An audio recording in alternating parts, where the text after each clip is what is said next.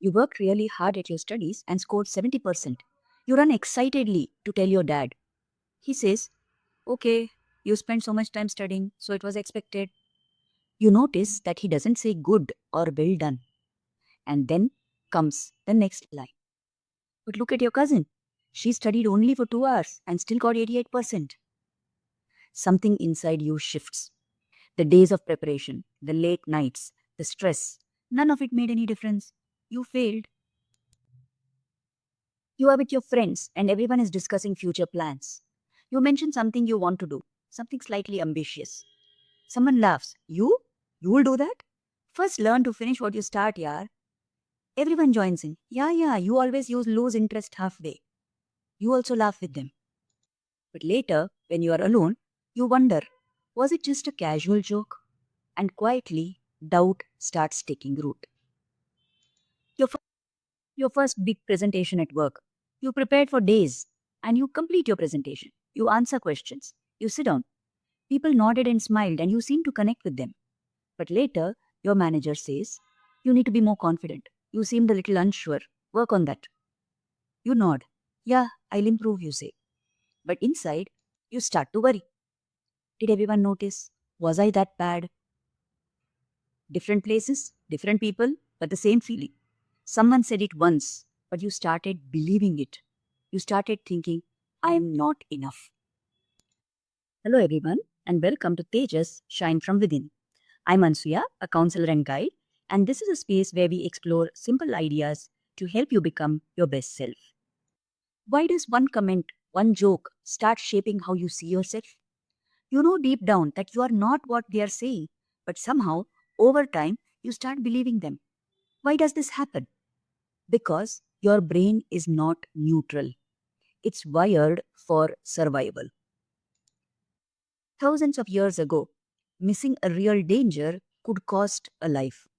Let's say you were a hunter and you saw a bush as a tiger. So you saw danger where there is none. That's okay, no damage done, just a few moments of stress till you realized your mistake. But what if you felt something was a bush and it was actually a tiger? You'd be dead the very next minute. So, your brain evolved in such a way that it leaned towards over detection of negativity.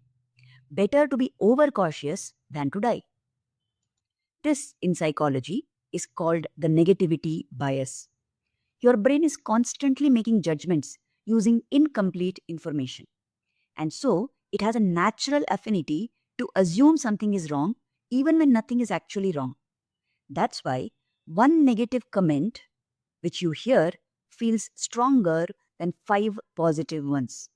One comparison feels heavier than your own progress. But there's another system also at play. Remember the default mode network of the brain, which we talked about in a previous video? When this system in your brain gets activated, you start replaying conversations. It makes you overthink situations, and you end up making incorrect connections from the past and present events. So, what happens? That one sentence, "you're not consistent, you always lose interest, you're falling behind." All this gets replayed again and again and again. And each time it feels more real, more personal, more like the truth. Now, your brain is neuroplastic. That means the more you repeat a thought, the stronger that neural pathway becomes. So, if you keep thinking, "I'm not enough," that soon becomes your belief. So, how do you stop doing this? Remember that not everything you hear deserves a place inside you. You are not defined by a parent's comparison or a friend's joke or a stranger's success. You are defined by what you choose to accept as the truth. Just because a thought appears in your mind doesn't mean it is true. Just because something is repeated doesn't mean it is right. So, how do you break this cycle? How do you break the negativity loop? There are four things you can do. Separate feedback from identity. Stop converting moments into identity. Break the replay loop and practice cognitive reframing. Let's look at each of these in greater detail. First, to separate feedback from identity. The moment you hear something, pause and ask, is this a fact Or is it just that person's opinion? Be honest in answering this question. If it is a fact, let it enter your brain. It's very important and valuable feedback, and you must use it to help you grow better. But if you realize that what you heard is just another person's opinion or your assumption, then it's not important to hang on to it. Just let it go. Don't let it enter your brain at all. Let's look at an example to understand this better. Imagine someone calls out to you and says, "Hey, donkey." What do? First, you check. Am I a donkey? If the answer is no, then what they said is irrelevant. It's not important. If the answer is yes, then it's not an insult. It's feedback, and you can work on changing that. But then there are other possibilities too. What if the problem is not with you, but with the person making the comment? Maybe they have a distorted way of seeing people. Maybe they are frustrated about something. Or maybe they are irritated about something else and getting it out on you. Or maybe they are jealous of you. Or maybe they just don't like donkeys. In that case, their words are not a reflection of you. They are a reflection of them. The second thing, don't convert moments into identity. Instead of saying, "I'm not confident," say, "In that situation, I could improve." One moment is just data. It is not definition. Don't let that one moment become your permanent identity. The third thing that you can do is break the replay loop. Your brain will always try to replay the negative. So interrupt that process. Deliberately try to remember what went well, what you handled right, what you did right. Like this, train your mind to see the full picture, not just the worst part of it. Because what you repeatedly recall is what becomes stronger in your brain. The fourth thing you can do is practice cognitive reframing. Decide how you want to think. Your first thought may be an automatic thought, but the second thought that you have is your choice.